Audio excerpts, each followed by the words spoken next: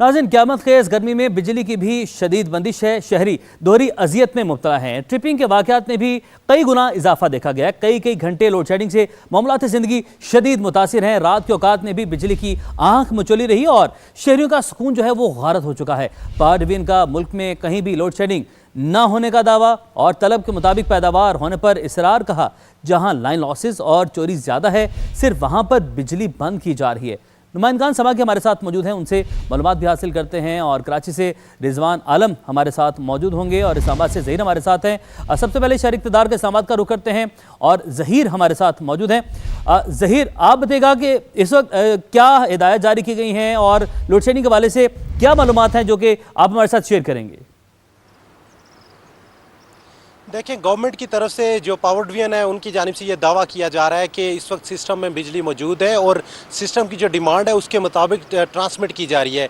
लेकिन असल मसला ये है कि जो ट्रांसमिशन लाइन है वो ज़्यादातर जो 500 केवी और 220 केवी के जो इस वक्त ट्रांसफार्मर हैं वो ज़्यादा से ज़्यादा पावर, जो ऑडिट रिपोर्ट आई थी उसमें भी ये निशानदेही की गई है कि वो जो है ओवरलोडेड हैं। ओवरलोडेड की वजह से जो ट्रिपिंग के वाक़यात हैं वो बहुत ज़्यादा बढ़ रहे हैं। शहरियों को मुश्किलात का सामना है और ट्रिपिंग के नाम पे जो लोड शेडिंग हो रही है बहुत उसका दौरानिया बहुत ज़्यादा है। मुल्क भर से शिकायत आ रही हैं।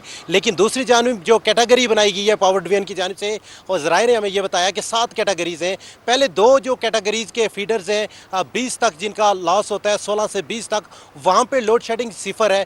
उससे ऊपर जो 30 से 40% लॉसेस वाले हैं वहाँ 4 से 6 घंटे की लोड शेडिंग की जाती है। इसके अलावा जो बढ़ते जाते हैं, जो आखिरी कैटेगरी इसमें आती है वो 80 से 90 कैटेगरी के जो फीडर्स हैं जो 7 कैटेगरी में आते हैं, जहाँ पे जो बिजली फराम की जा रही है वो 4 से 6 घंटे फराम की जाती है। उसके अलावा जहाँ हाई लॉसेस हैं, जहाँ पे रिकवरी नहीं है, वहाँ पे बिजली फराम नहीं की जा रही। लेकिन यानी कि ज्यादा लाइट भेजी जा रही। साथ मुझे जमान आपकी जानिब बढ़ते हैं, आप बताएगा कि किस हद तक लोड शेडिंग की जा रही है और उस पर आवाम का क्या कहना है और इंतजामिया का इस हवाले से क्या मौक़िफ़ है?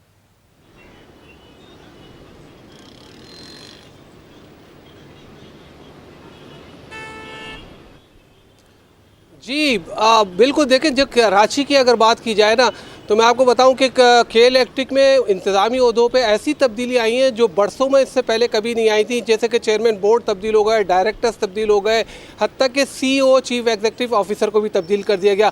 लेकिन शहर में जो बिजली का बहरान है वो ख़त्म नहीं हो सका है इतनी बड़ी तब्दीलियाँ आने के बावजूद। के इलेक्ट्रिक की जो घंटों की लोड शेडिंग का जो इसकी रीत है वो बरकरार है। मुख्तलिफ फॉल्ट्स के नाम पे, मरम्मत के नाम पे और रूटीन की लोड शेडिंग के नाम पर कराची में के मुख्तलिफ इलाकों में आज भी 4.5 घंटे से 12 घंटे की लोड शेडिंग जो है वो की जा रही है। कराची में बिजली की तलब की अगर मैं बात करूं तो गर्मी का जो मौसम इस वक्त चल रहा है, शदीद गर्म मौसम, इसमें भी 2800 से 32 मेगावाट के दरमियान जो है रहती है कराची में बिजली की तलब। और के इलेक्ट्रिक के पास 4000 मेगावाट से ज़्यादा बिजली बनाने की सलाहियत मौजूद है। लेकिन के इलेक्ट्रिक जो है वो वफाक से बिजली लेने पर और IPP से बिजली लेने पे ज़्यादा इन्हिसार करती है।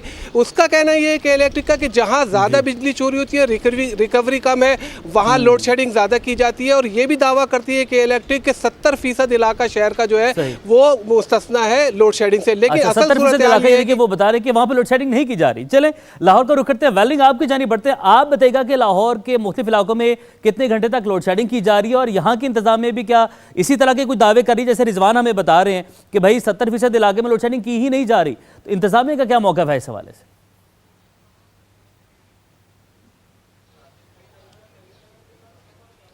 जी मैर, इस हवाले से तो आप वाकिफ़ होंगे कि लाहौर के अंदर कितनी शदीद गर्मी है। पहले ही गर्मी से लोग काफ़ी ज़्यादा परेशान हैं। जबकि अगर बात करें लोड शेडिंग की तो लोड शेडिंग का दौरान लाहौर के मुख्तलिफ इलाकों में जिस वक्त है वो 3 से 4 घंटे का है। अगर मैं आपको इलाके के हवाले से बताऊँ तो जैसे ताजपुरा, समनाबाद, भगवानपुरा, इलामा इकबाल टाउन और मॉडल कॉलोनी, यहाँ पर जो है वो दिन के वक्त 3 से 4 घंटे की लोड शेडिंग की जा रही है। जबकि इस वक्त मैं जहाँ पर मौजूद हूँ इस इलाके के अंदर जब मेरी बात हुई यहाँ पे इलाका मकीनों दिनों से, तो उनका कहना था कि हमारे इलाके के अंदर पूरी रात लाइट नहीं आ रही और जिसके बायस बच्चे शदीद परेशान हैं, बुजुर्ग शदीद परेशान हैं, क्योंकि इस वक्त लाहौर के अंदर जो शदीद गर्मी है उसी के साथ साथ जो लोड शेडिंग का दौरान है वो भी बढ़ा दिया गया है। दिन के वक्त तो लोड शेडिंग 3 से 4 घंटे हो रही है, लेकिन रात के वक्त लोड शेडिंग जो है वो मुसलसल की जा रही है। कई बार तो कुछ ऐसे होता है कि 5 से 6 घंटे की रात के वक्त लोड शेडिंग की जा रही है, जिसके बायस शहरी खासे परेशान दिखाई दे रहे हैं। और इस वक्त अली पार्क में मैं मौजूद हूँ और यहाँ पर जितने भी हमने इलाका में किनों से बात हुई तो खासे परेशान दिखाई दिए। इलाका में यहाँ पर भी परेशान दिखाई दे रहे हैं और एक जानिब गर्मी, ऊपर से लोड शेडिंग ने दोहरा जो है वो अजियत में मुब्तला कर दी है। वेलिंग, आप हमें अपडेट करने थे, आपका शुक्रिया। रिजवान आप हमारे साथ थे, जहीर आप हमारे साथ मौजूद थे, आप तीनों नुमाइंदा ने हमें अपडेट किया, आप सबका बहुत शुक्रिया। नाज़रीन, आप दीगर खबरें शामिल करें। आपको बताएं कि हैदराबाद में गैर एलानिया लोड शेडिंग ने शहरियों के साथ साथ कारोबारी सरगर्मियों को भी शदीद मुतासिर किया है। शहर के मुख्तलिफ इलाकों में 10 से 16 घंटे बिजली की बंदिश इस वक्त जारी है। राशि जान बुलो से मालूमात हासिल करते हैं। राशि जान, बताइएगा। हेस्को हैदराबाद की जानिब से मुख्तलिफ इलाकों में, शहरी इलाकों में बात करें तो शहरी इलाकों में 10 से 12 घंटे, जबकि देही इलाकों में 12 से 16 घंटे की लोड शेडिंग की जा रही है, जिससे कारोबारी सरगर्मियां जो है वो मुतासर हो रही हैं। और शहरियों का कहना है कि छोटे वर्कशॉप और हम छोटे दुकानदार इस वक्त ग्राहक की आमदोरफ्त कम होने के बायस जो है वो परेशान हो रहे हैं। अगर बिजली हो तो हमारे कारोबार भी चलें, जबकि शहरी इलाकों में अगर मार्केटों की बात करें तो मार्केटें भी आमदोरफ्त के लिए कम हो चुकी हैं। और शहरियों ने मुतालबा कर दिया है कि कम से कम हमें बिजली की फराहमी मुसलसल की जाए ताकि हम अपनी ज़िंदगी भी गुजार सकें और तिजारत भी कर सकें। गर्मी के सताए शहरियों के लिए अच्छी खबर है। जुलाई के पहले हफ्ते से मानसून बारिशों की पेशगोई है। महकमा मौसमियात के मुताबिक पंजाब में 1 से 6 जुलाई के दौरान बादल बरसेंगे। बलूचिस्तान के मुख्तलिफ इलाकों में 1 से 4 जुलाई के दौरान बारिशें होंगी। सिंध में 3 और 4 तारीख के दौरान अब्रे रहमत का इम्कान है। खैबर पख्तूनख्वा में 1 से 5 जुलाई तक मुख्तलिफ मकामात पर बारिश होगी। अलर्ट में खबरदार कर दिया कि तेज़ आंधी और बिजली गिरने से इंफ्रास्ट्रक्चर को नुकसान पहुंचने का खदशा है। कश्मीर, गिलगित बल्तिस्तान समेत बाला इलाकों में लैंडस्लाइडिंग और नदी नालों में तुग़यानी का भी खतरा है। तो आपको बता रहे हैं कि गर्मी के सताए शहरियों के लिए एक अच्छी खबर है, लेकिन एहतियात आप लोगों ने करनी है। जुलाई के पहले हफ्ते से मानसून बारिशों की पेशगोई की गई है। महकमा मौसमियात के मुताबिक पंजाब में 1 से 6 जुलाई को बादल बरसेंगे। बलूचिस्तान के मुख्तलिफ इलाकों में 1 से 4 जुलाई के दौरान भी बारिशें होगी। कराची के इलाके लाढ़ी मुस्लिम आबाद कॉलोनी में बच्ची का मुबैना ज्यादती के बाद कत्ल। पुलिस को DNA रिपोर्ट कल मिलने का इम्कान है। मालूमात हासिल करते हैं। नवीद कमाल हमारे साथ मौजूद हैं। नवीद, बताएगा इस हवाले से क्या पेशरफ्त हो सकी है?